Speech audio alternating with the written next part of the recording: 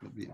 Buenas noches, bienvenidos a esta nueva temporada de Coloqueo. Hoy estamos transmitiendo el episodio número 242 de la programación virtual que se coordina desde el Instituto de Cultura Puertorriqueña y se discuten temas de Puerto Rico, el Caribe y el planeta completo. Yo soy Pablo Luis Crespo Vargas, seré su moderador. Esta noche conversaremos sobre un viaje cultural, 3 boricuas en Grecia y Turquía. Bueno, 3 boricuas que tenemos hoy de invitados, pero fueron más.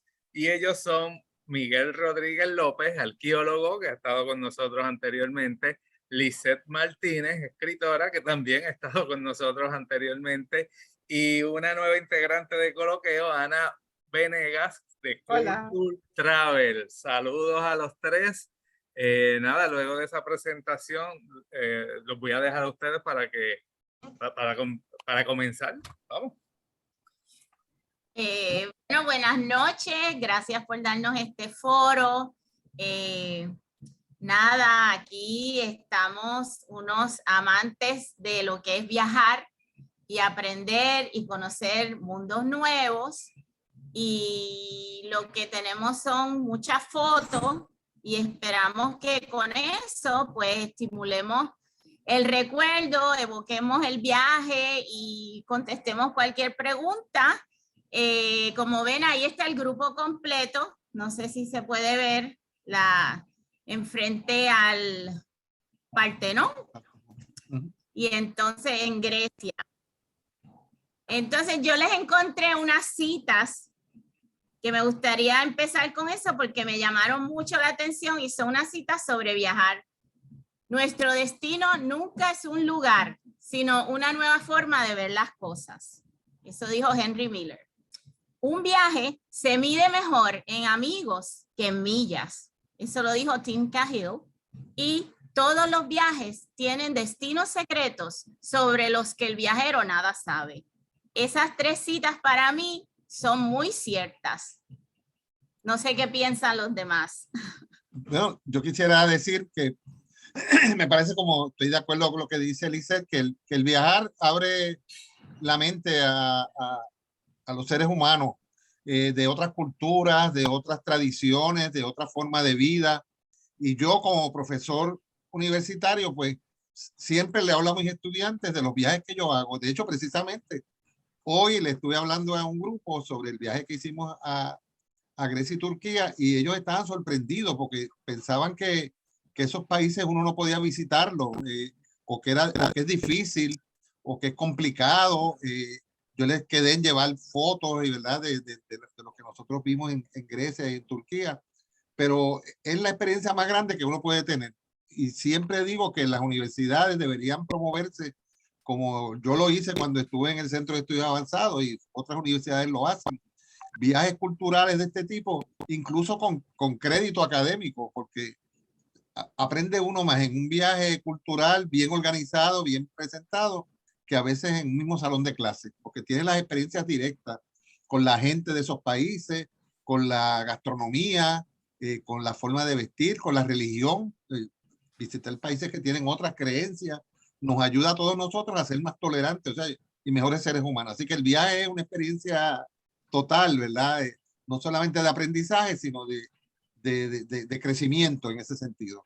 Exacto, aquí yo quería añadir que no es solamente un viaje físico, a veces es un viaje en el tiempo, como vimos con Turquía, como vimos con Egipto y Grecia, porque estamos visitando la antigüedad, estamos caminando con los pasos de la humanidad, estamos viendo las civilizaciones que vinieron antes y sobre las que nosotros hemos fundado nuestras civilizaciones. O sea, todo de literatura o de humanidades que leyó la Ilíada, que leyó la Odisea y luego va a Grecia, luego va a Troya, es como un viaje en el pasado y a la misma vez es un viaje interior, porque todo lo que vamos mirando, todo lo que vamos absorbiendo te hace reflexionar sobre tu cultura, sobre tú como persona y creces de verdad, como dijo Miguel, con tolerancia y con una apertura de mente y nuevos mundos que están al alcance de tu mano, que como él dijo, sus estudiantes no sabían que se podía viajar a estos sitios. Sí. Bueno, buenas noches. Yo soy Ana Venegas. Tengo la agencia de viajes que se llama Culture Travel. Se las enseño. Culture. Yo soy una agencia bien organizada, aprobada y constituida en el gobierno de Puerto Rico con la licencia, todas mis licencias al día. Yo me especializo o comencé especializándome en los viajes académicos para las universidades. Tengo una variedad de viajes disponibles. He trabajado con varias agencias, perdón, con varias universidades. Muchos viajes que hice con el Centro de Estudios Avanzados, con doctor Marcial Ocasio, con doctor Edwin Crespo, que en paz descanse, con otras instituciones importantes. Y bueno, también he hecho una gran cantidad de amigos, no digo clientes, amigos, que viajan todos los años conmigo y están en espera del próximo viaje. El haber comenzado yo con estos viajes académicos me ha permitido pues hacer una organización muy específica para estos viajes, aunque yo llevo trabajando estos viajes o en el turismo desde el 1986. No saquen fecha de mi edad, por favor. Pero esto me ha permitido ver y estar en las diferentes áreas. Como dijo Miguel, hemos hecho viajes a Perú, viajes de arqueología a Perú, viajes de arqueología a Egipto. Hemos hecho viajes históricos a España y Portugal con doctor Marcial Ocasio. Tengo viajes, por ejemplo, de justicia criminal, tan difíciles como justicia criminal, viajes de gastronomía. Entonces, cuando yo organizo los viajes, siempre tomo en cuenta todas estas áreas, sobre todo la turística, la gastronómica, la histórica. Y eso, bueno, hace que haya un buen resultado. En el caso de Grecia y Turquía, fue Grecia-Turquía y terminamos en España. El viaje, pues, lleva una logística muy precisa. Yo me apoyo en tours, operadores que están en los destinos. Y se comienza, casi siempre comenzamos nosotros con un año de anticipación. De hecho, este viaje se había pautado para el 2020, pero por el tema de la pandemia se tuvo que posponer y se tuvo que volver a posponer hasta el 2022 que dijimos, sí, ahora sí el viaje va. Wow. Entonces, la dinámica que nosotros hacemos es reunirnos y reunirnos y reunirnos. Esto da como resultado que el grupo, al final, cuando es la hora de viajar, el día que llega para viajar, ya el grupo se conoce. Ya el grupo decidió quién va a ser su compañero de viaje, ya saben todas las recomendaciones de viaje. Y esto es muy provechoso porque la gente ya sabe lo que se va a encontrar, ya sabe el tipo de comida, sabe la electricidad, sabe la moneda, sabe la lengua, si hay que hacer organizar o tramitar algún visado, igualmente yo lo hago. Yo estoy mayormente, y aquí esto es bien importante decirlo, siempre yo estoy con los grupos y salimos desde Puerto Rico. Culture se distingue por eso, no envía a sus pasajeros solos, no los envía nunca solos, siempre están conmigo. Y bueno, siempre pues sí, pueden suceder cosas, pero estoy yo ahí con el grupo. Entonces, este viaje que se hizo de Grecia, Turquía y España, pues hubo mucha relación. Los tres sitios, sobre todo Grecia y Turquía, se entrelazaron. Muchísimas cosas en común que puede decir Miguel y Lisette. Ana, disculpa, fuera de cámara estábamos hablando sobre la diferencia entre un viaje cultural y un viaje simplemente turístico. ¿Podrías abundar un poquito de eso para aclararnos? Sí, un viaje cultural, un viaje turístico, pues es el viaje donde hay tiempo para ir a hacer shopping, donde te dan una visita panorámica y te dan tarde libre o te dan un día libre. La diferencia con el viaje académico, que es al que yo estoy acostumbrada y es con los que yo inicié, son los viajes que aprovechamos cada momento, que nos aseguramos de tener los mejores recursos en la parte histórica, arqueológica, y eso pueden dar fe. Tuvimos una guía en Grecia espectacular que nos tenía como en un cuento de toda de toda la historia griega. La mitología. Gracias, de toda la mitología griega. Entonces, esa es la diferencia. Nosotros aprovechamos todo el tiempo, aprovechamos todas las ciudades que nos quedan cerca. Sí damos un tiempo pues para que hagan sus compras, pero no es el típico viaje de les doy media hora panorámico, tienen tarde libre y los veo hasta pasado mañana. No, nosotros aprovechamos todo el tiempo. Comemos juntos, almorzamos juntos, desayunamos juntos y esto crea una dinámica muy buena porque la gente no se separa, la gente se conoce, la gente hace amistad, la gente se relaciona. Y ese es uno tal vez de los éxitos del viaje. Y algo se vuelve una familia viajera, ¿verdad? No, ya nos conocemos, que personas que hemos ido a muchos viajes ya, y esperamos, ¿verdad? Con ansia cuando Ana anuncia el viaje y preguntamos, ¿va fulana o va fulano o va tal persona? Sí. Porque ya nos conocemos y es interesante que siempre estamos en la misma, si vamos a viajar en guagua, estamos todos en la misma guagua, no estamos con otra gente que desconocemos y eso siempre nos ayuda a mantener el equipo, el grupo, en una forma dinámica, o sea, que no nos perdemos por ahí cada uno por su lado.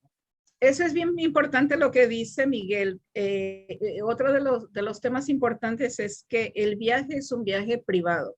El viaje no es un viaje donde se van buscando 2 o 3 de diferentes agencias en Puerto Rico y luego los unen con gente de otros países en el destino, como pasa con muchos viajes y que no tiene nada de malo, ¿verdad? Pero el viaje es un viaje privado que se hace con los grupos que se forman aquí mismo en Puerto Rico y el viaje es totalmente privado. No se sube ningún otro tipo de turista en nuestro autobús. Y esto pues es beneficioso sobre todo en el tema ahora de la pandemia, ¿no? De las enfermedades que hay. Pedimos, o hasta anteriormente, hasta diciembre, estábamos pidiendo pruebas de antígenos y bueno, tenemos mucho cuidado con el grupo. Aquí yo les quería decir, ¿verdad? Que los viajes para mí sirven de inspiración en muchas maneras. Y desde la primera vez que viajé con Ana me sucedió que fuimos a Perú y fuimos a Machu Picchu. Pues desde ese momento siempre que viajo, siempre algún poema surge, algún arte y yo este poema que a lo mejor es un buen momento para leerlo porque se llama ¿Qué es viajar? Y eso puede ayudar a definir el tipo de viaje que nosotros tomamos. Así que si me permiten, pues se los leo. ¿Qué es viajar? Viajar es volar alto, cruzar tiempo y fronteras, observar de cerca, participar de lejos en el caos ajeno, recoger pedazos de tu ser dispersados a los 4 vientos. Viajar es conectar con la gente, degustar su lengua y sabores, beber su historia, nadar en sus aguas, trepar montañas ajenas, cantar sus himnos, bailar ritmos lejanos. Viajar es forjar nuevos sueños, erradicar barreras, palpar de lleno nuestra humanidad viva, destruir prejuicios, mirarnos por dentro, quemar intolerancias para surgir de las cenizas más fuertes, humanos y compasivos. Hermoso, Lisette. Yo sé que tienes una serie de imágenes, fotografías. Me gustaría comenzar a verla, ¿verdad? Y a discutir sobre ella. Miguel, si quieres comenzar a describir. Mira, a la ciudad de Atenas, es una ciudad enorme, 4 o 5 millones de habitantes, y en algunos de los lugares se concentran la mayoría de los edificios antiguos. Aquí tenemos, ¿verdad? La Acrópolis, que es la colina que está en el centro de Atenas, donde estaban los edificios principales de la civilización griega, especialmente el Partenón, que es el que más, ¿verdad?, la gente conoce. Y realmente para mí fue un sueño hecho realidad. Yo hablando todos los años a mis estudiantes del Partenón y de Sócrates, cómo caminaba por ahí, y las estatuas, y qué había pasado con el Partenón, que lo habían bombardeado y lo habían saqueado, ¿verdad?, otros países, sus tesoros. Pero poder subir al Partenón para mí fue una cosa mágica. De hecho, que no es fácil. Y yo, pues, con mis dificultades poco a poco y con la ayuda del grupo, que tengo que decir una de las cosas, ¿verdad?, que Ana quizás señala también, que el grupo nos hacemos todos, nos ayudamos unos a los otros. Y nadie se va a quedar atrás último, ¿verdad?, sin poder ver o sin poder ayudar. Y cuando yo subí al Partenón, para mí fue una cosa bien impresionante, uno de los momentos más impresionantes de mi vida, porque ese edificio que uno lo ve en ilustraciones, en películas, etcétera, verlo allí, ¿verdad?, en persona, en realidad, ver lo imponente que es, para mí fue una cosa. Mira, fantástica. Miguel, es bien importante recalcar, Atenas es una ciudad que tiene unos 3.500, 3.600 años de antigüedad. Exactamente, sí, sí. ¿Y qué Es el representa centro, eso para un arqueólogo? es el centro de la cultura griega, ¿verdad? La cultura clásica griega. Sí. Sabemos que era Atenas y Esparta, ¿verdad? Las ciudades-estados rivales, pero Atenas era la que más uno vive porque era donde estaban los filósofos, donde se fundó por lo menos el inicio de los conceptos de la democracia, de la participación.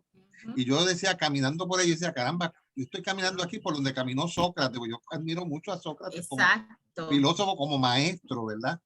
Y me preguntaba, Sócrates era un viejito, ¿y cómo llegó hasta allá? Porque eso es alto, ¿verdad? Yo decía, bueno, tenía a los estudiantes que le ayudaban a subir posiblemente, ¿no? Pero el pensar que personas que uno lee, los demás también, Aristóteles, Platón, los gobernantes Pericles, que los gobernantes conocidos de Atenas, caminaron por esos lugares y estuvieron ahí quizás en el Partenón, ¿verdad? Y da un sentido a uno de continuidad histórica. No, y yo no soy arqueóloga, pero lo soy de corazón, y caminar por esos senderos y ver todas esas columnas. Ahí las fotos que están viendo están completas, pero está lleno de piedras, de columnas en pedazos, pedazos de mármol, o sea, todo alrededor es como una fiesta. Y tú quieres tocar todas esas piedras y sentir la energía y que te transmitan. Y es una maravilla, en verdad. Sí. Así que está. Es un bosque. Desde que uno empieza a subir es como un bosque. Y la verdad es que eso mismo también, yo tuve esa reflexión de que, wow, ¿cuántos de estos árboles han visto pasar la historia, o los hijos de estos árboles? O sea, es impresionante. Y la subida no es tan fácil para todo el mundo, pero como dice Miguel, se hizo un equipo. No, al llegar arriba yo me sentía, yo decía, en las nubes, ¿verdad? Y como se sentían los griegos quizás en el pasado. Es un sitio bien apacible. Sí. Se siente paz allá arriba, porque cuando llegamos era bien temprano en la mañana y hacía un fresco divino. Sí, que les voy a decir, nosotros nos quejamos de calor, lo que es Grecia y Turquía, eso eran 102 y 104 grados, era un calor que te vence y te mata. Pero allí era por la mañana y hacía una brisa y es hermoso. Muy fresco. Sí. Voy a pasar la próxima. La próxima. Ahí puedes hablar tú de... bueno, eso que se especializó en el arte griego. No, lo que pasa es que esas son en el barrio Plata, es uno de los barrios más antiguos y más importantes en Atenas, y entonces nos fuimos ese día por la tarde y fuimos al barrio Plata, y por allí caminando entramos 2 o 3 de estas pequeñas iglesias ortodoxas que mira cómo se ve por fuera, tan rústica, que no tiene ningún adorno, y mira la foto de al lado, toda completa, está decorada en frescos, en colores, son una maravilla y son hermosas, y también tienen libros antiguos allí exhibidos y nadie se atreve a tocar nada ni a dañar nada, o sea, es una maravilla. Voy a pasarla si o alguien quiere decir Sí. algo o la paso para ver lo que Mira, pasa. Iglesia Ortodoxa, pues es básicamente el mundo cristiano de Europa Oriental, que en algún momento tuvo sus diferencias con el mundo cristiano de Europa Occidental, que eso es algo que Miguel explica, debe estar explicando en sus clases, ¿verdad? Sí, sí. Miguel. Y esta gente, a veces uno, cuando hablamos del Imperio Bizantino, que eso es un nombre inventado ya en el siglo XIX y XX, para referir al Imperio Romano Oriental, pues esta gente básicamente la cultura tenía una base bien sólida griega. Y esto lo vamos a ver no solamente en Grecia, sino alrededor del mundo eslavo, Serbia, Rusia, Ucrania, Sí, etc. la iglesia ortodoxa rusa también tiene En sus Turquía, características. También y en en Turquía también Turquía, había. Cierto. voy a pasarla. Bien. Ok. Esto es Olimpia y ustedes saben, los Juegos Olímpicos. Solo que pues no puse fotos del lugar porque también quería mostrarles que no solamente vamos a los lugares, vamos a museos también. Y allí en Olimpia estaba este museo que fue el primer museito que fuimos en el viaje. A mí me llamó muchísimo la atención, que por eso tengo esas fotos. Ustedes ven todos esos caballitos hermosos, pequeños, de hierro, que eran unas ofrendas votivas, que se encontraron miles y miles. Las ollas, esos calderos y los caballitos. Y abajo, los cascos de guerra, porque todo el que haya leído la Ilíada se da cuenta, o sea, los griegos en la gran civilización, pero eran totalmente guerreros, totalmente violentos en cómo tenían, conquistaban los otros países, las otras culturas. Y por eso, pues yo escogí estas 2 fotos, porque una es como que la devoción y las creencias religiosas, y la otra es la guerra. ¡Qué contraste! Y sin embargo, o sea, Olimpia, que fue el lugar donde por primera vez, ¿verdad?, se celebraron unos juegos deportivos que no son como los Juegos Olímpicos actuales. Mayormente eran competencias de carrera y de fuerza, ¿verdad?, de lucha, etcétera. Y una cosa importante que yo le enfoco a los estudiantes es que cuando se celebraban estos torneos entre diferentes ciudades-estados que se reunían ahí en Olimpia, si había guerra entre algunas de las ciudades-estados, dejaban de pelear por ese tiempo. O sea, que era una época de paz. Dice, bueno, vamos a dejar la guerra aparte, vamos a competir, a celebrar los juegos y después seguimos la guerra, ¿verdad?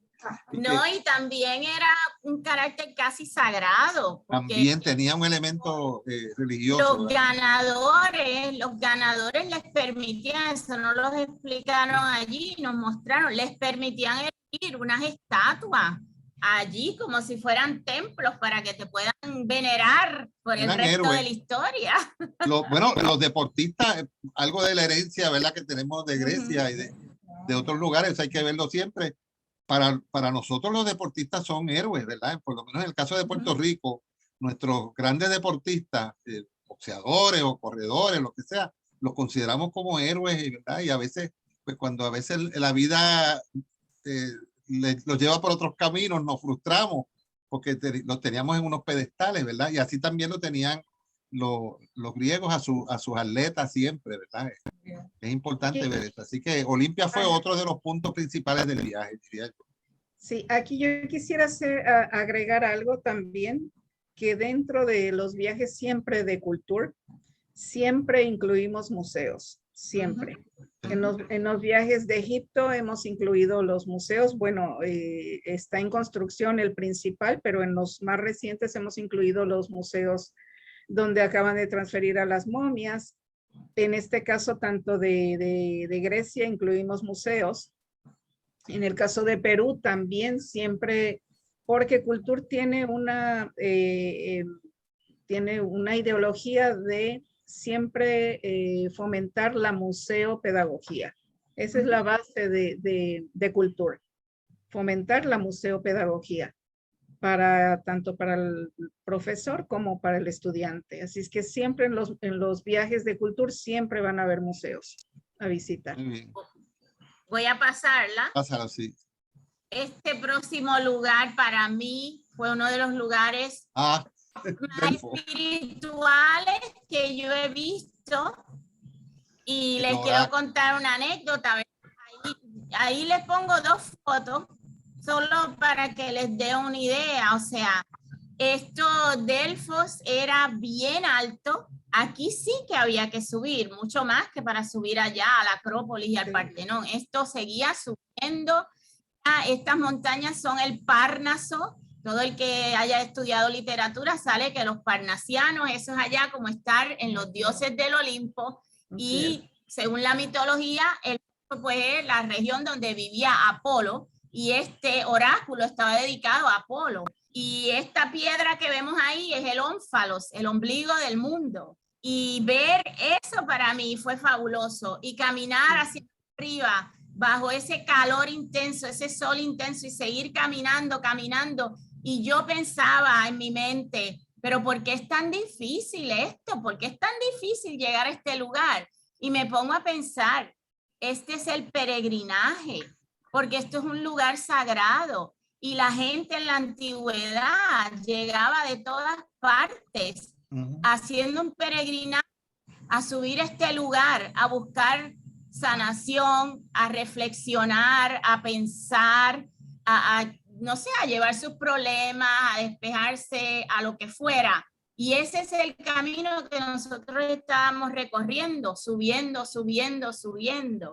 Y ese fue uno de los sitios más espirituales para mí. Todavía se siente esa energía de hace tanto tiempo, y que no tenemos ya esas creencias de una sibila o una pitonisa que profetice ni nada de eso. Todavía se siente esa aura de un lugar mágico y un lugar de sanación y un lugar de reflexión.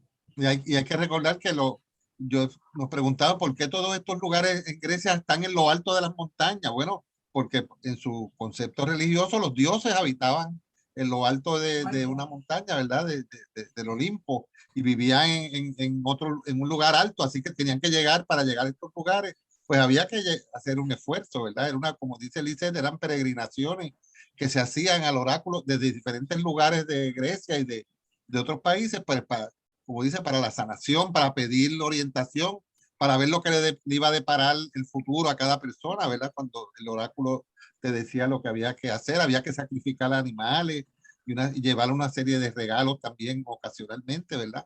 A verdad que fue impresionante. Yo diría, Miguel, tengo una pregunta para ti. Tú como arqueólogo, ¿verdad? Si le tienes que otorgar una nota, ¿cómo los griegos cuidan estos lugares? No, yo creo que a mí me parece que obviamente ellos están conscientes de que el turismo cultural o arqueológico es uno de sus fuentes ¿verdad? de ingresos, pero también creo, porque lo escuchamos en la guía, que sienten orgullo de estas cosas, que esto es parte de su historia, sus antepasados, está ahí en ese lugar, y lo cuidan bastante, ¿verdad? Mucha gente pregunta a veces, pero ¿por qué no completan? Pues ahí están las columnas esas no eran solas ahí, tenían un techo, pero en el término arqueológico no es buena idea de reconstruir todo como estuvo antes, porque la gente pierde el sentido de que es algo antiguo. El Partenón, por ejemplo, que es un majestuoso, pero está con sus columnas, tú te lo puedes imaginar, vamos a ponerlo así. Y ellos también ponen fotos de cómo se veía. ¿Cómo se veía? Eso lo veíamos en maqueta donde te pone cómo se veía. Y otra cosa que te quería contestar a tu pregunta, Pablo.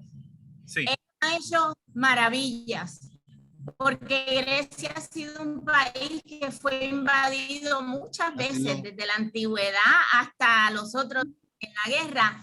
Y ellos nos contaron cómo los ingleses como los Los alemanes. como tantas personas vinieron, las columnas, se llevaron las cosas, todos se lo llevaron sin pedir permiso, clandestinamente, en los museos de otras partes del mundo, y no lo devuelven y no admiten que los robaron. Bueno, los frisos del Partenón, la parte de arriba del Partenón está en unos museos en Inglaterra, en el Museo Británico, y el gobierno por mucho tiempo, una ministra cultural de Grecia, que era actriz también, Melina Mercouri, los que tenemos añitos, ¿se acuerdan de Melina Mercouri? Que fue ministra de Cultura y los pidió y fue allá y no hubo forma de que los devolvieran porque ellos se los llevaron en un momento en que quizás en Grecia no había ese interés que hay ahora, ¿verdad? Esa conciencia nacional. Y como dice Lisette, Grecia ha sido invadido, saqueado, como muchos otros países. Nos vimos también en Perú, en México también. Muchas de las cosas uno va a los museos de Inglaterra o de España o de Estados Unidos y ahí ve los grandes tesoros. Y en Egipto también. Pero lo que tienen lo preservan. No, y México. Sí, no, México también, sí, sí. También, por ejemplo, otra cosa fue los musulmanes. Cuando llegaron los musulmanes y estuvieron, pues ellos cogían ese mármol y esas columnas y lo destruían para hacer cal, hacer sus palacios y sus casas.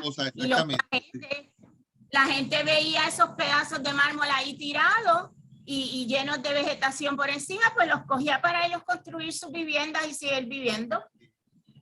Esa es parte de la historia, ¿verdad? En Egipto también, yo una vez tuvimos un programa, Pablo, ¿te acuerdas de la cosa de la destrucción de estatuas y todo? Que los egipcios venían una dinastía nueva y tumbaban las estatuas viejas y hacían las nuevas de ellos, o le cambiaban la cara de una estatua y se la ponían la de los faraones nuevos. Eso pasó también acá, cada vez que viene una invasión, pues que no creían en esta cultura, en esta civilización, en creencias religiosas, imponían sus cosas. En Egipto, por ejemplo, ahora hay una preocupación grande por la cosa del fundamentalismo, ¿verdad? Que no están de acuerdo con que se exhiban estas cosas de egipcias antiguas, no las ven como parte del Islam, ¿verdad? En los grupos más fundamentalistas y peligran estas cosas, ¿verdad? Por ese sentido. Pero yo creo que, como dice Lisette, ellos preparan estos lugares con visuales, con mapas, con ilustraciones. En los museos se te presenta cómo eran estos lugares originalmente, ¿verdad? Y además yo siempre pienso que uno debe tener un poquito de imaginación también, le deja a uno la imaginación, ¿verdad? De ver cómo eran estas cosas, cómo la gente caminaba por aquí, etcétera. Sí. Lisa, ¿podemos continuar con el...? Voy a cambiarlo. Ajá. El teatro de Epidaurus. Ese es a la derecha, lo otro es otra de las iglesias en Delfos, pero este teatro es un teatro magnífico, gigante, está completo. Me parece que todavía hacen funciones ahí. Sí, sí. Cuando tú vas a un lugar como este, que es el que tiene la mejor acústica, y tú subes hacia arriba y tú te das cuenta que el teatro no era una cosa de diversión, era una función sagrada, porque ahí están contando las grandes historias de la mitología. O sea, era como el areito de los taínos, vamos. O sea, es una función en que el pueblo viene y te están instruyendo en tu historia, en tus héroes, en tus grandes sentimientos y emociones de tu patria. O sea, algo bien importante, casi sagrado. Esta es otra herencia que tenemos nosotros. La herencia, parte de la herencia griega es el teatro, precisamente la dramaturgia, la construcción de lugares especiales, la preparación de tragedias, de comedia, como eran, ¿verdad?, los grandes escritores griegos que escribieron las primeras obras de teatro que se presentaron. Y es una tradición que eventualmente pasó a Roma. Los romanos, acá entre nosotros, que no se entere nadie, los romanos, la civilización romana, que es muy buena, muy grande también y muy importante, pero aprendió mucho y se llevó mucho de Grecia. Se lo llevaron las cosas y además aprendieron de los griegos y la pusieron como si fueran de ellos, ¿verdad? Y llegó eventualmente a nosotros el interés por el teatro. Tenemos nosotros anfiteatros también todavía. Esa es una forma de construir teatros así en todo el mundo, ¿no? Así que eso es herencia griega. Cada vez que vemos un anfiteatro, un teatro, una obra de teatro, yo siempre le digo a mis estudiantes, ahí están presentes los griegos a través del tiempo. Que por eso también, pues si preguntas por qué yo pongo ese teatro y una iglesia al lado, pues para resaltar que en la antigüedad ese teatro, más que entretenimiento, era algo casi sagrado. Exactamente. De sagrado y de instruir. Quería decir que tenemos algunos compañeros que están viendo el programa de los que fueron al viaje con nosotros. Un saludito a Jorge Ruiz, que nos divirtió durante todo el viaje con su broma y su chiste. Y está viendo. Me dice aquí que me escribió que está viendo el programa y que está muy interesante y que está quedando bien. Qué así bueno. Saludos Un beso. De hecho, tengo que indicar que por Zoom tenemos una gran cantidad de personas. Tenemos 19, 15 participantes actualmente. Claro. Usualmente por Zoom Wow. no entra mucho público. Y por Facebook tenemos sobre 400. Pues mira para allá que bien. ¿Qué? Bueno, continuamos, Lisette. Para el próximo viaje. Para el próximo viaje vamos a un viaje extendido. Adelante. Aquí llegamos a un lugar maravilloso de la antigua Grecia, del mundo antiguo, Micenas, en Grecia. Esa es una tumba, la tumba de Agamenón, se cree, ¿verdad? Y es una tumba maravillosa y me encanta esta foto que tomé porque te da una perspectiva de lo grande que es, de lo diferente que era estar ahí adentro. Y entonces al otro lado, pues hay un museo también allí y me encantó esta ánfora o como se llama este recipiente con un pulpo, porque los griegos, además de ser guerreros y militares, eran la gente del mar. Su vida era toda alrededor del mar, porque es todo isla y está todo rodeado de agua y las distancias son gigantes. Y pues por eso les puse estas dos fotos. Muy bien. Vamos a ver la próxima. Ok, próxima. Esta, hablando de las islas griegas, todo el mundo siempre habla de las islas griegas y las piensa en una playa. Así. Y entonces, y yo les una fotito de la primera isla que fuimos, Hidra. Era una isla bien importante durante la lucha entre los griegos para liberarse de los turcos y de los otomanos, porque ahí se llevaron, ahí estaban, en esa isla estaban los almirantes y los capitanes de los barcos y de la marina, y ellos hasta fundaron una escuela de almirantes, y esa isla tiene mucha riqueza porque esos capitanes que también eran piratas, eran corsarios, tenían muchas riquezas, y entonces pues ahí a las riquezas, los íconos griegos, como esta Virgen con el Cristo, ese altar de una iglesia que visitamos allí, había un museo también de la iglesia que estaba lleno de íconos y de tesoros que habían recuperado de debajo del mar. Y pues el otro que ven al lado, a la derecha, es Lepanto, que todos los literatos conocemos, al manco de Lepanto, que es Cervantes, que había estado allí preso en Lepanto. Y nosotros tuvimos la dicha de pasar por ese puerto y ese pequeño lugar llamado Lepanto. Exacto. Y bien importante, a mí me gustaría agregar que la gente cuando piensa en Grecia, lo primero que piensan es Santorini y Mykonos. Y se olvidan que hay miles de islas. Nosotros tuvimos un crucero de un día donde nos llevaron a 3 islas.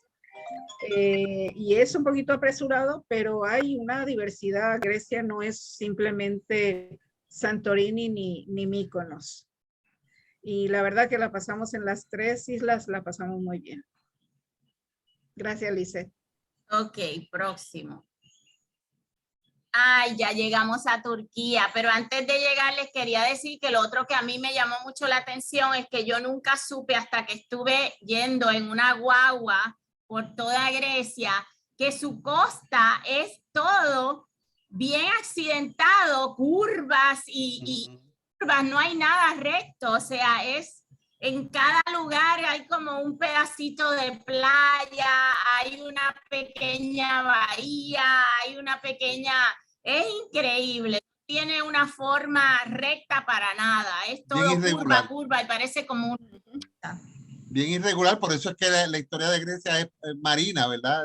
De la costa todo el tiempo, porque tiene todo son costas, península, bahía, ensenada, isla, así que Grecia es muy particular su geografía.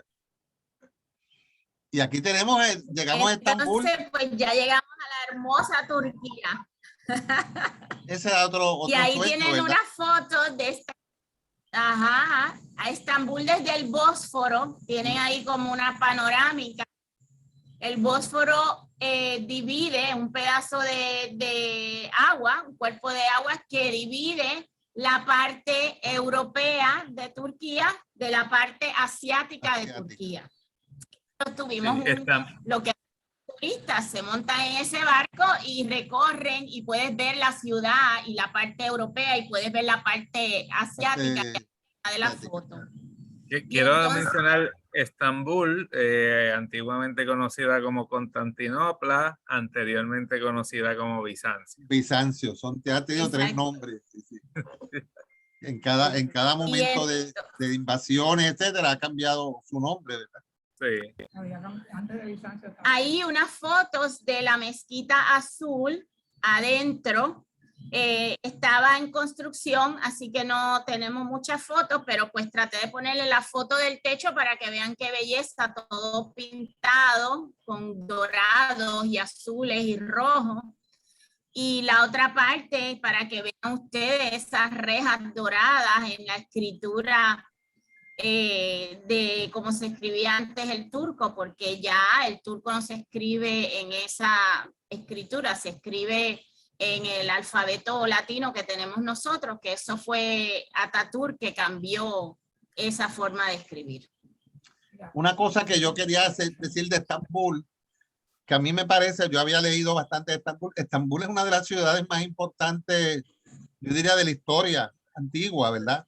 Porque es el cruce de los dos mundos, el mundo europeo y el mundo asiático, y hasta en sentido el mundo africano, pero mayormente el asiático. Toda la gente que iban de un continente a otro tenían que pasar por el Bósforo y por Estambul. Y por eso es que Estambul es una ciudad tan rica en términos arquitectónicos, enorme. Tiene 20 millones de habitantes, o sea que 20 millones de habitantes es 7 veces la población de Puerto Rico, una ciudad, una de las grandes megalópolis que llaman, ¿verdad? Las grandes ciudades del mundo. Sin embargo, yo noté, no sé si los compañeros también, yo creo que también, bueno, había tapones y cosas, pero había cierto orden, la ciudad bastante recogida, bastante limpia. Vimos la gente, ¿verdad? Los niños iban y cogían las basuritas y las botaban en el zafacón. No sé si es algo cultural, ahí uno ve, ¿verdad? Quizás cosas educativas, culturales, etcétera. Pero es una ciudad espectacular, muy bonita, y la silueta de Estambul la demarcan las mezquitas que tiene, las grandes mezquitas que tiene, y uno veía los minaretes y cosas impresionantes. En cada esquina había una mezquita. Claro, habían unas espectaculares que las fuimos a ver, ¿verdad? La de Santa Sofía, que es una mezquita, era una catedral antes. Es la próxima, la voy a cambiar para que la vean mientras habla. Sí, mira, también quiero añadir de Estambul, como dice Miguel, era tan importante que la Cuarta Cruzada, los cruzados que tenían que ir a Jerusalén se olvidaron de Jerusalén y se quedaron allí en Constantinopla. No los culpo. Bueno, yo quería agregar que sí, que Estambul es una ciudad histórica importantísima, tanto históricamente y arquitectónicamente, pero el país como tal, sobre todo Estambul, es un país que impresiona por la modernidad y la infraestructura, la arquitectura. la gente piensa o puede pensar que Istambul es una ciudad antigua. Sí, tiene su ciudad antigua, pero la parte moderna de infraestructura, de arquitectura, es una cosa maravillosa. Las autopistas son una cosa maravillosa, muy bien. Los edificios son impresionantes, que para un arquitecto ir a Istambul sería una delicia. Nosotros, mi esposo y yo estuvimos tomando una cantidad de fotografías de los edificios modernos y bueno, gente que tiene una preocupación también de la limpieza de sus calles y sobre todo de los animales. Ellos son amantes de los animales, tienen un cuidado de sus animales extraordinario. Gracias, Lice.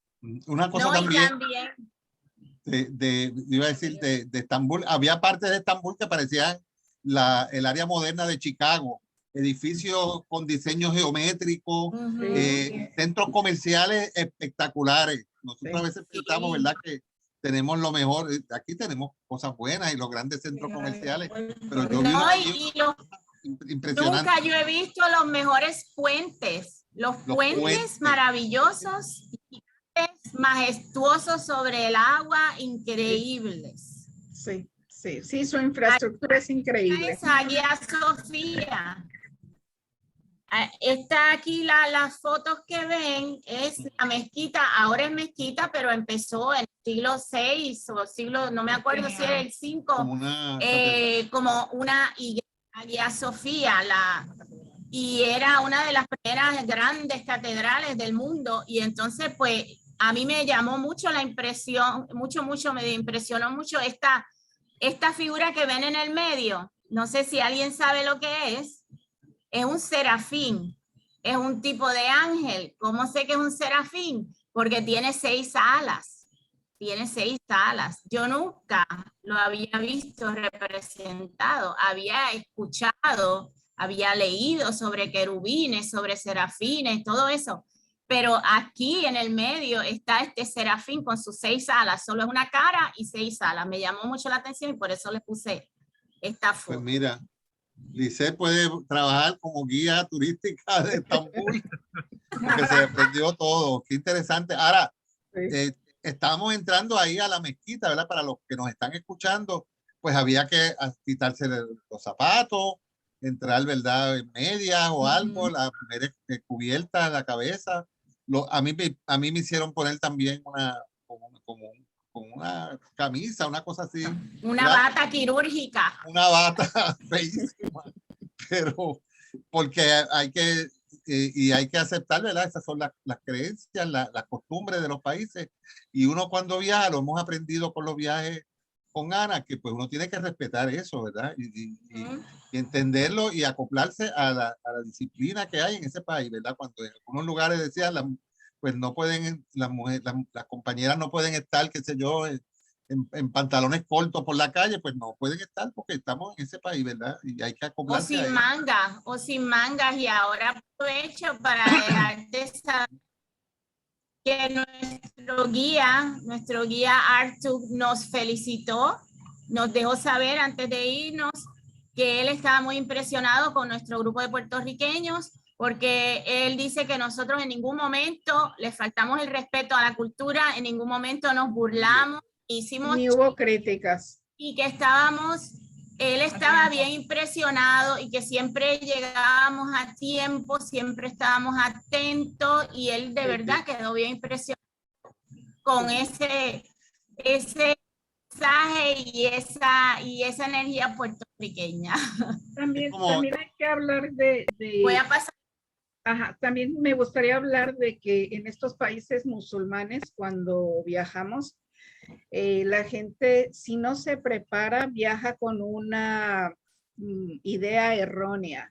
Entonces, cuando hemos visitado las mezquitas, tanto las de Turquía como las de Egipto, hemos encontrado que hay mucha facilidad, que nos proveen zapatos, podemos dejar los zapatos en algún sitio, y eso es muy bueno porque la gente tiene una mala concepción al principio, si no están bien preparados, de cuando se visitan los países musulmanes. Y cuando llegamos a los países musulmanes y vemos que no es lo que nos han pintado generalmente o lo que vemos en las noticias, pues nos sentimos a gusto. Es verdad, ¿verdad, Miguel? Cuando hicimos el primer viaje a Egipto.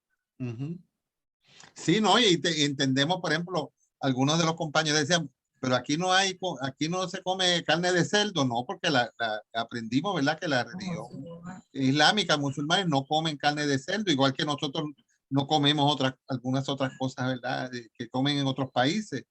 Y ellos comen pescado, cordero y otras, ¿verdad? Otra fuente de alimentación.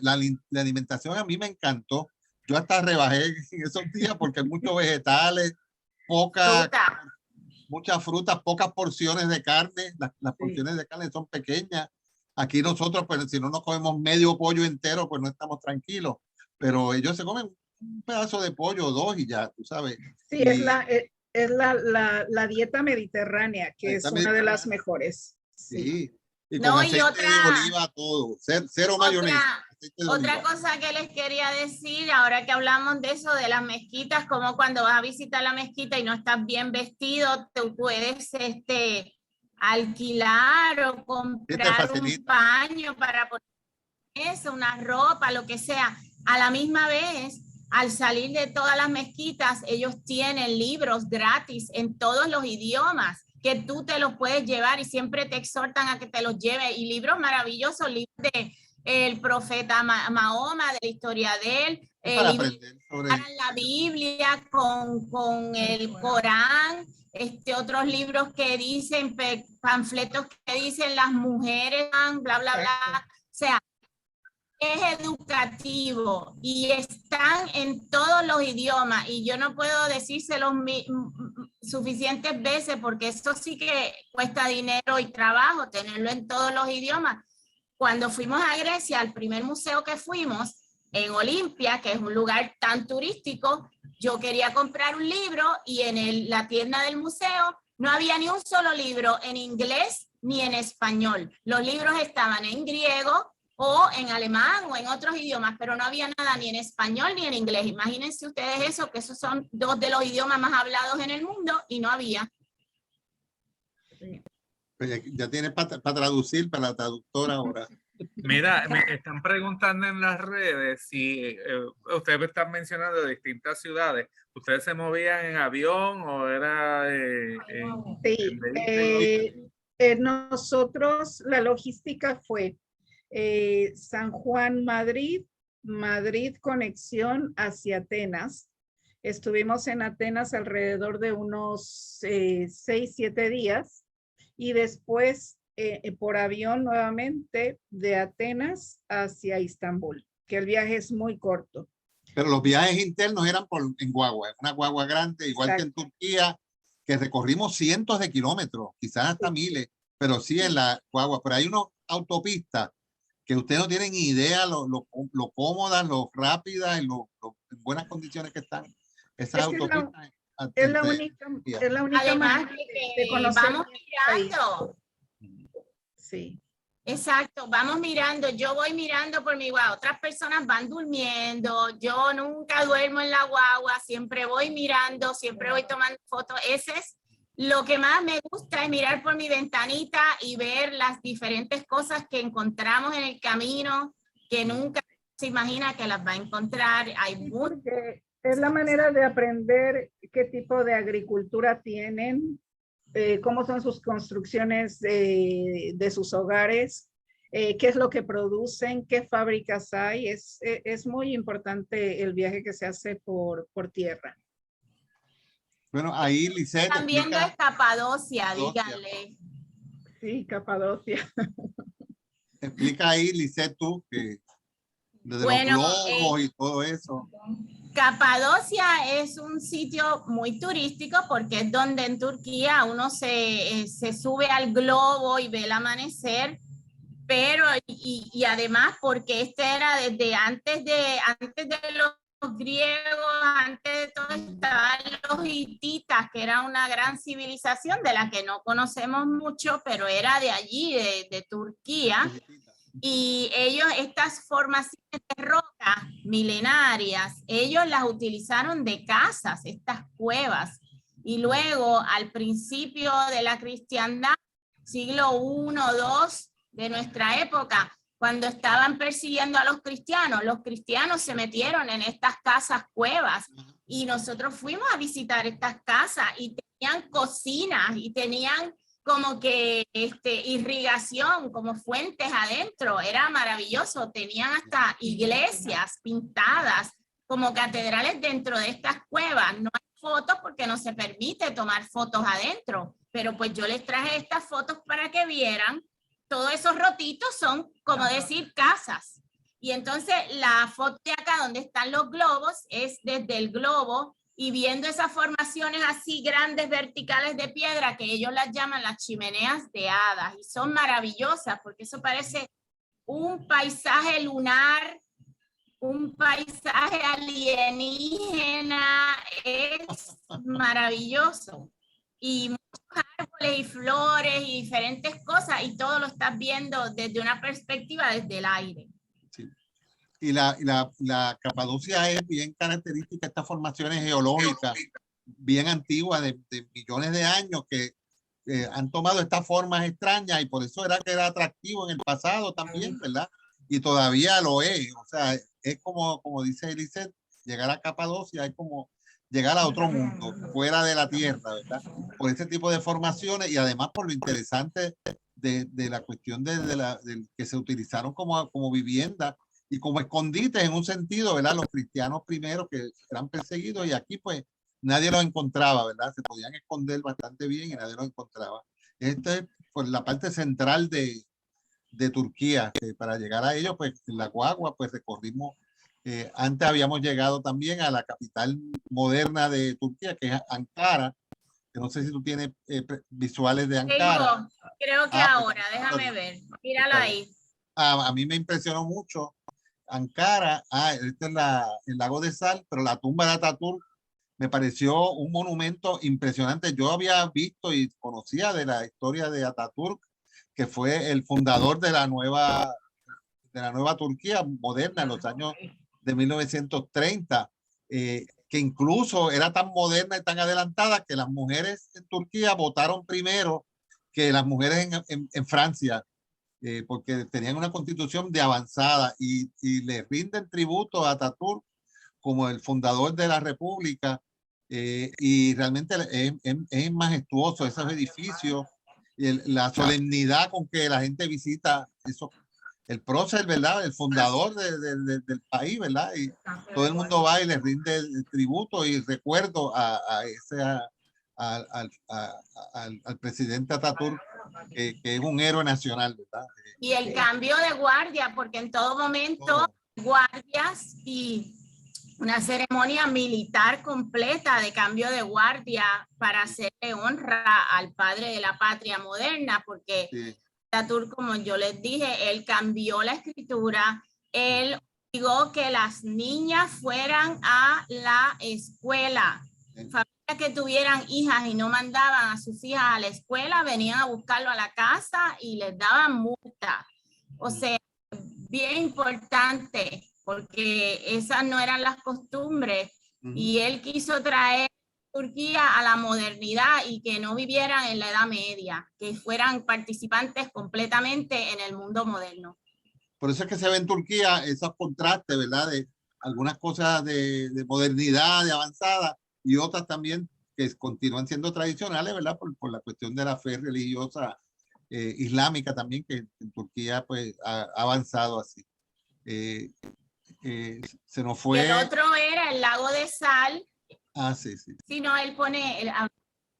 Pero esta otra foto que ven, que parece también un paisaje desolado, era el lago de sal, el segundo más grande en el mundo, en un lugar llamado Goreme, y el calor allí era súper intenso, pero era bien interesante ese paisaje, también era como un paisaje lunar, y a veces había como unas pequeñas grietas en el piso ese de sal y tenían agua, pero en realidad no hay agua allí en el momento en que nosotros fuimos. Voy a pasar a la próxima. Pamukkale. Pamukkale significa castillo de algodón.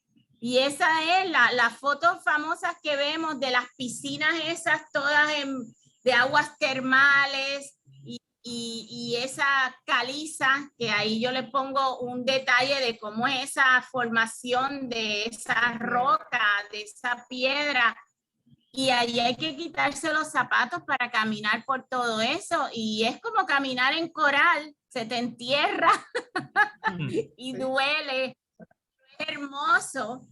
Y la piscina de Cleopatra, ellos le llaman una piscina de Cleopatra, es agua termal y uno se baña ahí y está lleno de columnas y de bloques, porque ahí este teatro que vemos ahí, ese teatro era la ciudad antigua que se llamaba Hierápolis y quedan esas ruinas ahí también. Es una cosa hermosa. Y que por eso era famosa esa ciudad, por las aguas termales y construyeron una ciudad griega ahí espectacular con su teatro, con toda su, ¿verdad? Lo que nosotros podemos imaginar de una gran ciudad que luego los romanos también la habitaron. Muchos de estas colonias, de estas ciudades antiguas que encontramos en Turquía, que fueron inicialmente construidas por los griegos como pequeños enclaves, ¿verdad? Más en la costa, Éfeso, Troya, luego fueron grandes ciudades del Imperio Romano también, que se ocuparon y las ampliaron, obviamente. Otro puntito que quiero añadir, ¿verdad? Aunque siempre pensamos en Mesopotamia como la cuna de la civilización, pero entiendo que las ciudades más antiguas estaban en la península de Anatolia, lo que hoy es Turquía, y estamos hablando de ciudades de 8.000 años antes de Cristo. De Cristo. Sí, que se han estado excavando, pero claro, el premio se lo lleva a Mesopotamia tradicionalmente, porque allí se constituyeron más las primeras civilizaciones, ya la organización de ciudades que se organizaban como una gran nación, un gran imperio, pues fue en Mesopotamia. Pero a veces la historia cambia. Yo veo que cada rato se descubren más cosas más antiguas en Turquía, en Anatolia, y en esa región, ¿verdad? Siria, Anatolia, ese lugar, Irak, que también es importante también. Yo quería agregar algo con respecto a lo que estaba explicando Lisette de las aguas termales en Pamukkale.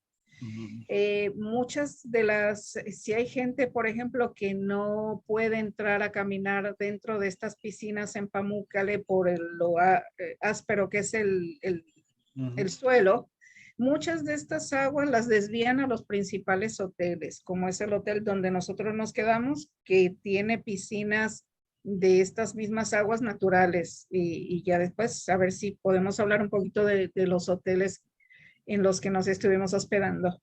Gracias, Lisette. De nada, aquí tenemos Pérgamo, que es donde inventaron el pergamino, de uno de los primeros papeles que se usaban, y el primer hospital que lo fundó Esculapio. Y aquí ya Ana había hablado de los perros, pero yo les tengo aquí una foto de esos perros típicos, porque a mí me llamó mucho la atención. Estos perros son bien gordos, bien peludos, bien mansos, bien grandes, y están todos súper bien cuidados. Tienen un tag en la oreja porque el gobierno se encarga de ellos, le pone sus vacunas, les da comida, o sea, los cuidan, y eso te acompañan a todas partes. Cuando tú estás yendo a los monumentos, ellos son parte del tour, están contigo, son bellísimos. Y este lugar, este primer hospital que ven aquí, esa es solo una parte, todas esas columnas, pero era un camino bien largo, lleno de columnas, que la gente llegaba de todas partes para que le atendieran ahí sus enfermedades y enfermedades mentales. Y nos contó el guía que el que se cayera por el camino, que era bien largo, si te caías por el camino, no podías entrar al hospital, porque las columnas dicen que la muerte no puede entrar. Y eso a mí me pareció bien impresionante. Y este es otro lugar especial donde todavía se sentía esa energía de sanación, de curación. Es un lugar mágico donde las piedras cantan, los árboles cantan, hay viento. Era maravilloso estar allí. Así es, así es. Próxima. Y ahí también había teatro y se jugaban Juegos Olímpicos porque todo eso era parte de la sanación también, como decían los griegos, mente sana, cuerpo sano, todo era como lo que ahora llamamos holístico, como se diga, ellos ya tenían esas creencias. Voy a pasarla. Llegamos a Éfeso. Éfeso Dile para mí que- fue una sorpresa. Ver una ciudad enorme que en su momento de gran esplendor tuvo alrededor de 100,000 habitantes o algo así, que es una cosa grande, era una gran metrópoli y había escuchado de Éfeso, pero no sabía que era tan grande, tan extensa. Caminamos bastante, templo, calzada, teatro, de todo había ahí en Éfeso. La biblioteca que competía con la de Alejandría en su tiempo. Éfeso era una gran sí, ciudad. y el lupanar estaba al lado, el lupanar estaba al lado de la biblioteca, piensen eso.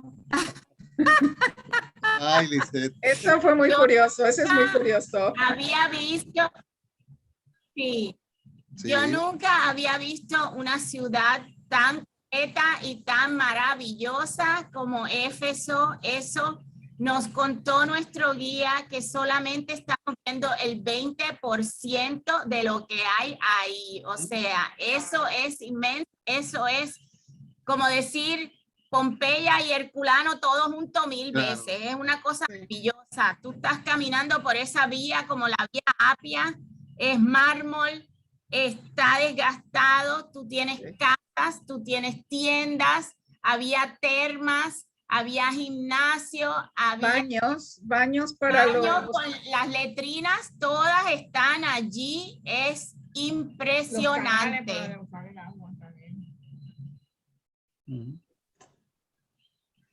Y en Éfeso hay toda una serie de culturas representadas desde los griegos, que fueron los que lo fundaron, luego los romanos, luego la gente de Bizancio. De hecho, cerca de Éfeso, no sé si tiene alguna visual, está lo que se considera es la casa de la Virgen María, que vivió en esa, cerca de Éfeso. Pues vamos a entrar. Yo me adelanto rápido.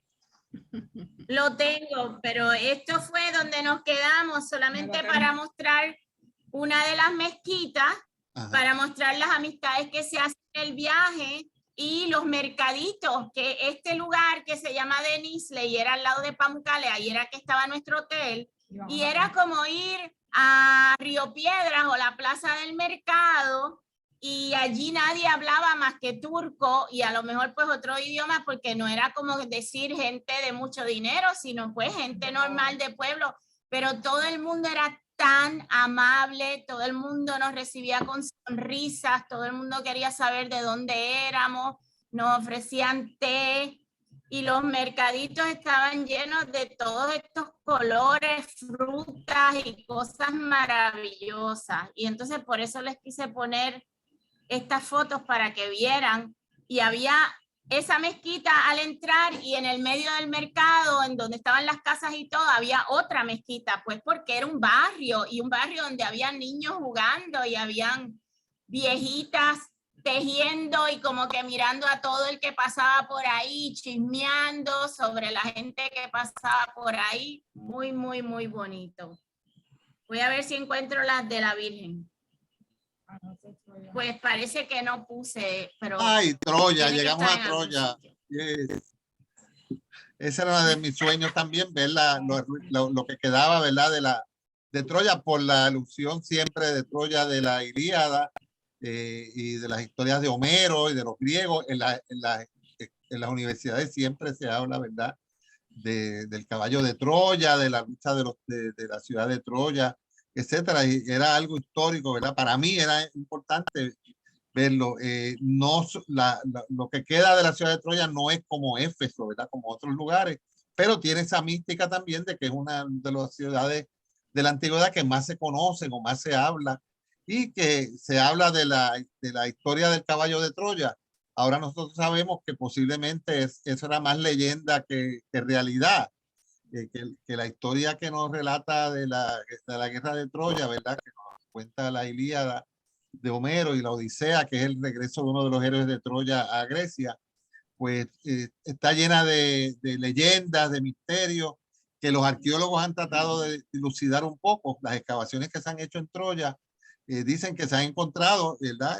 Y se explica ahí en el museo y en la sala de exposiciones y en el recorrido que nos dan, varias capas de terreno, que posiblemente una de esas capas fue la Troya de Homero, ¿verdad? La más antigua, de las más antiguas, pero no se ha podido encontrar directamente alusiones arqueológicas a la historia que cuentan del caballo de Troya y todas estas cosas. Pero la historia está llena de leyendas y de que también son parte de la historia también, ¿verdad? Claro, y lo que a mí me gustó de ir a Troya, obviamente el caballo no es de verdad, está allí. También nos contaron que cuando se filmó la película Troya con Brad Pitt y todo, Eric Bana y toda esta gente, ellos hicieron un caballo de Troya y se lo regalaron a Troya, al país, y lo tienen en otro lugar de adorno. Sí. Pero sobre lo que dice Miguel en el tema arqueológico, pues para mí fue bien impresionante, porque hay hasta 13 diferentes niveles de diferentes ciudades de este lugar que fue Troya, y pues se cree que tal vez la Troya homérica era el nivel 8 o 9. Ajá, pero tú vas caminando por todas estas piedras, arcos, caminos, y vas viendo cómo este lugar estuvo habitado, civilización sobre civilización, tanto tiempo. Miles de años. De hecho, también. Aquí tengo mi caballito de Troya, que me lo traje, la réplica. Es una de las cosas que más atesoro, de las cosas que compré en el viaje, esta réplica, obviamente, de cómo debía haber sido el caballo de Troya, ¿verdad? El famoso caballo de Troya de Homero, y que de esta manera los griegos le pudieron ganar a los troyanos la guerra, ¿verdad? Así que lo tengo de recuerdo. Déjenme ver que... Yo tengo a Poseidón. Ah, mira para allá. Ay, las alfombras. El arte milenario de tejer alfombras. Ahí pueden ver a esta mujer con todos esos hilos de colores, tejiendo esa alfombra pacientemente, pedacito por pedacito. Y luego acá en el salón, donde nos sacaron todas las alfombras, que son hermosas, pues tristemente pues no compramos alfombra, porque imagínense cargar esa alfombra. Pero era maravilloso, maravilloso verlo, y es un arte que traen los otomanos, los turcos traen este arte, y ellos vienen de Oriente, de la ruta de la seda, cuando se van moviendo porque van escapando de los mongoles, y ellos traen este arte milenario con el que ellos decoraban sus casas, sus caballos, sus campamentos, o sea, todo. Y todavía están haciéndolo, y todavía están haciendo de la misma forma, con el mismo telar, pintando los hilos de colores, o sea, es hermoso. Y el Estado les ayuda y les paga y les da unos incentivos para que mantengan vivo este arte. Así es. Vamos a ver qué más tengo por aquí. Aquí está la casa de la Virgen en Éfeso. Y en la derecha, pues a la supuesta de la Virgen, no se podía tomar fotos adentro, así que pues tienen la foto de la entrada. Y esto que me llamó tanto la atención, y te da como, aunque tú no seas católico, te da un sentimiento de devoción y de fe, porque todo eso que ves ahí en ese muro, las peticiones de la gente que visita el lugar. y todas las paredes están llenas de esos pequeños papelitos que la gente escribe y mete en cualquier rotito que pueda encontrar, o un lacito que llevan y los amarran, y eso es lo que tú estás viendo ahí, la devoción de la gente, la humanidad. Y también habían como unas fuentes de agua bendita y la gente se bañaba con esa agua, se la pasaba por la cara, se la tomaba, o sea, todo el mundo con sus peticiones. Es un sitio muy, muy, muy espiritual, yo diría yo.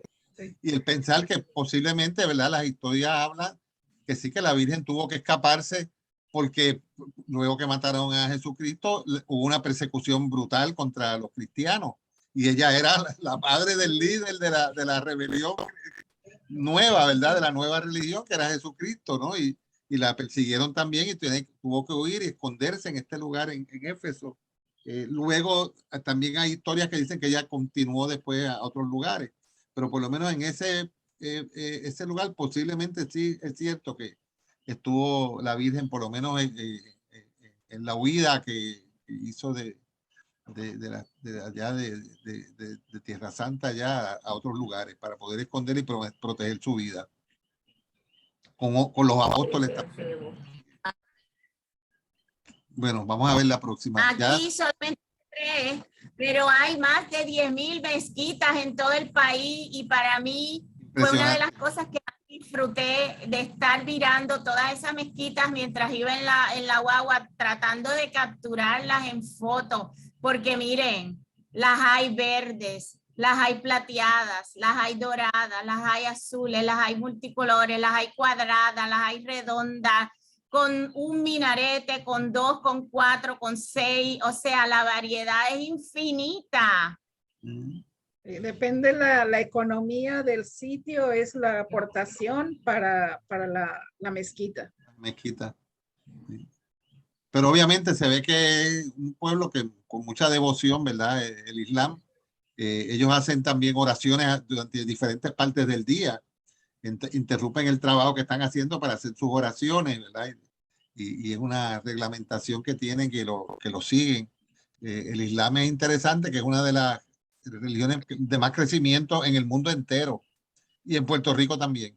Tenemos ya pequeñas mezquitas, ¿verdad? En Puerto Rico. Obviamente son, no sé si tienen 2 minaretes o cuántos, porque depende de la cantidad de minaretes también, la importancia de la mezquita. Así que las grandes tienen 6 minaretes o 4. La más sencilla, que es la mezquita azul, tiene 6. 6. Ven aquí, miren, esa verde tiene 4, la plateada tiene una. 4. Pero todas son diferentes. Si la mezquita es un duomo redondo, pues es otra.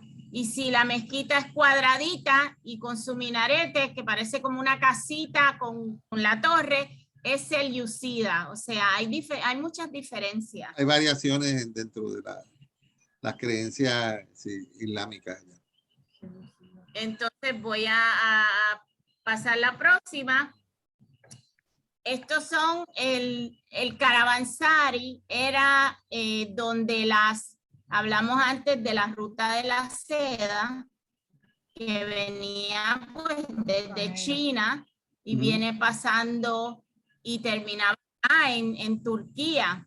Pues los mercaderes pernoctaban y comían en estos sitios que eran los caravansari. Y a este que fuimos, pues ahora es un restaurante antiguo, muy bonito, conserva esa estructura del caravansari.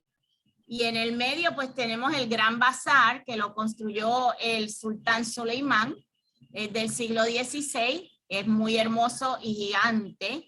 Y el último que tenemos por dentro es el mercado de las especias, que lo hizo el hijo de Suleimán. Es el mercado egipcio de las especias. Pues sí. Y es bien, todos estos lugares son antiguos, pero modernos, porque pues son unas estructuras antiguas, pero esas tiendas son modernas. O sea, es lo que yo digo cuando vamos a Grecia, cuando vamos a Turquía, el mundo antiguo y el mundo moderno constantemente se besan, constantemente conviven, y esta es una de los ejemplos más vivos en que lo puedes ver. Así es. Y todos los productos que se pueden encontrar en ambos bazares, en el bazar de las especias es increíble, y en el bazar, en el gran bazar también la gran cantidad de oro que se maneja en ese país. Ok, Lizeth. Aquí pues yo creo que es la última. Aquí pueden ver lo que habíamos dicho al principio. Este es Eleni, nuestra guía griega, que era excelente profesora, excelente humanista, excelente mitóloga.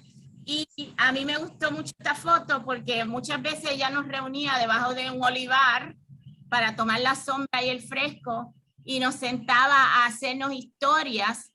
Y pues que me perdonen las personas muy religiosas, pero yo pensaba en Jesucristo contando sus parábolas a la gente.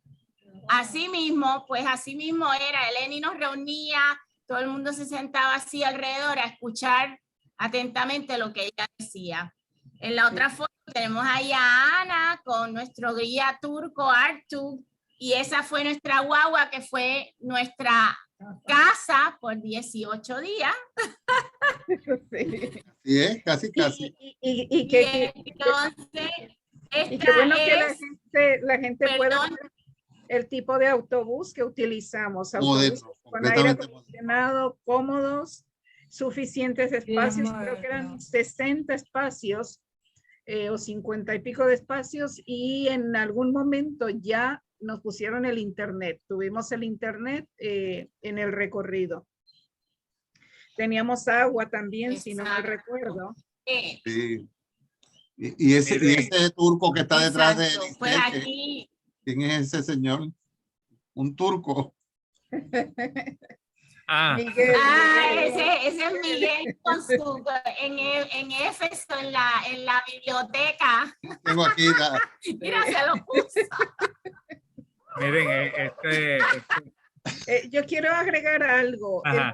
El guía que nosotros tuvimos en Turquía se llama Artur. Él es profesor en, ¿cuál es la especialidad? Filología, él es filólogo. En filología, entonces. Yo soy de los idiomas.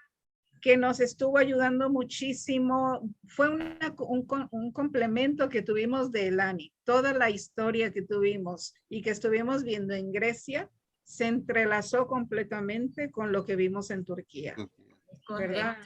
Así. Pues miren, este ha sido un conversatorio bien interesante. Me gustaría concluir con Ana, porque me están preguntando futuros viajes, si Ana pues es tan amable y nos da esa información y cómo contactarla.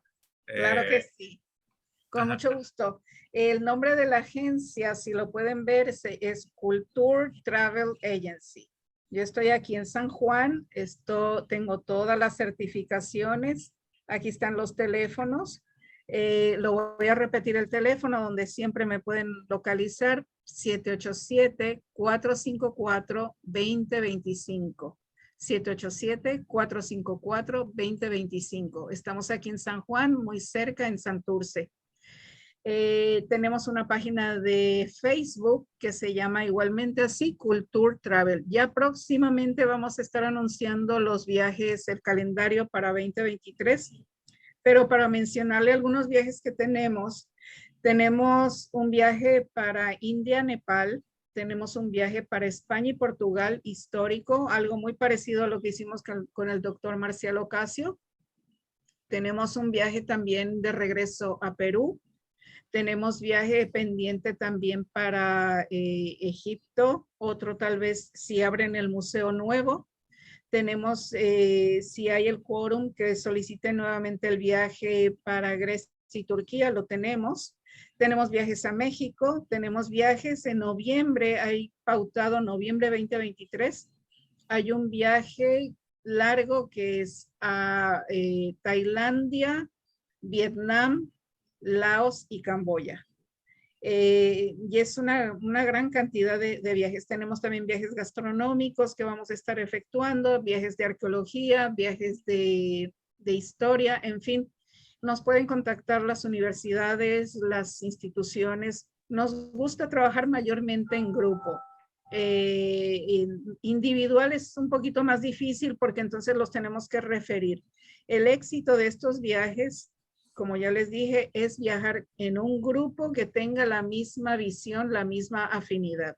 Este grupo específicamente que fuimos a Grecia y Turquía fue un grupo sumamente disciplinado, un grupo, yo estaba hablando el domingo con una guía de Egipto y me dijo, los grupos que vienen de Puerto Rico contigo son un lujo porque es gente que viene con ese interés de aprender, no viene con la mentalidad de compra, es un grupo de verdad que está muy interesado. Entonces, ese es el éxito de que preparamos bien a la gente, hablamos claramente de un itinerario y eso es lo que entonces a la gente lo convence. Como les digo, estoy a sus órdenes, Culture Travel. Me pueden conseguir en Facebook. Nuevamente les paso el nombre de la agencia. Pero si hay un grupo que me dice, quiero ir específicamente a este destino, con mucho gusto se lo podemos organizar. Y una cosa que quería añadir, Ana, es que en los grupos siempre hay gente joven, bien joven, sí. Hay gente de edad mediana y gente mayorcita. Sí. Incluso mayores que yo han estado en los viajes y nos acoplamos muy bien porque tenemos los mismos intereses, aunque tenemos diferentes edades o condiciones de salud, ¿verdad? Uno que se le hace más fácil nosotros, pero tenemos los mismos intereses y nos ayudamos los unos a los otros. En todos los viajes ha sido esa dinámica. Así que exactamente. Yo tengo un viaje ahora mismo para el mes de noviembre. Tengo viajes inclusive hasta de vino y champán, rutas de vino y champán, ruta de vinos, rutas de gastronomía. Tengo un viaje muy interesante con un sacerdote capuchino que no es peregrinación, pero es un viaje que se llama Buscando la herencia cristiana y es enfocándonos en la parte histórica de la cristiandad. Así es que realmente es lo que me pida el cliente, con mucho gusto se lo podemos organizar. Bueno, nada, ya van a ser las 8:30, nos pasamos por media hora, pero yo sé que a nadie le molestó.